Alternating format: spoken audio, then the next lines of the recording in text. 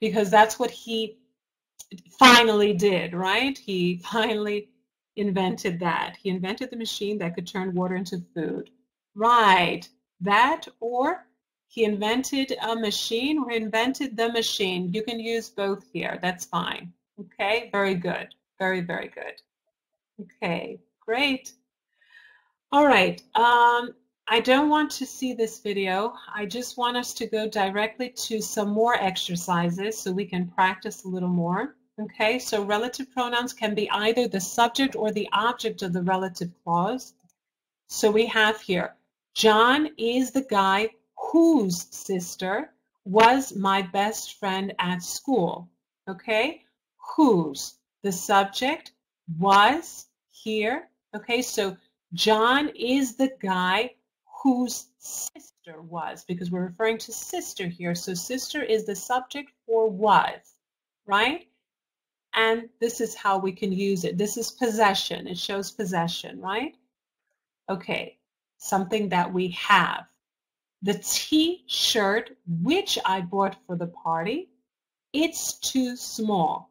Or the T-shirt which I bought for the party is too small. Okay, which I bought.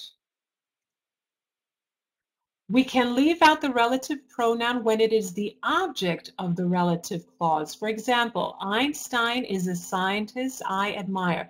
This is the poem I wrote in my first year. Okay, so you just understand what we're talking about here.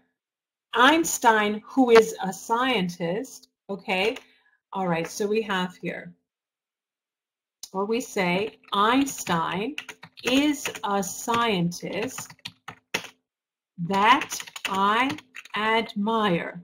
See, we can also say that. Einstein is a scientist that I admire. But we could also say Einstein is a scientist I admire. So we could omit, we could leave out, remove that here. Does everyone understand that? Okay, so we could say Einstein is a scientist that I admire, or Einstein is a scientist I admire without that. Okay? Why? Because Einstein is a scientist. We can leave that alone. I admire. We can leave that alone. That is why we could omit that for that reason. Does everyone understand that? Okay, let's have a look at another example. This is the poem. Okay, which or that I wrote, right? Okay, which or that I wrote in my first year. You could say which or that here. Of course, with scientists, we can also use who. Okay, everyone, of course, knows that, right? We can say Einstein is a scientist who I admire or that I admire.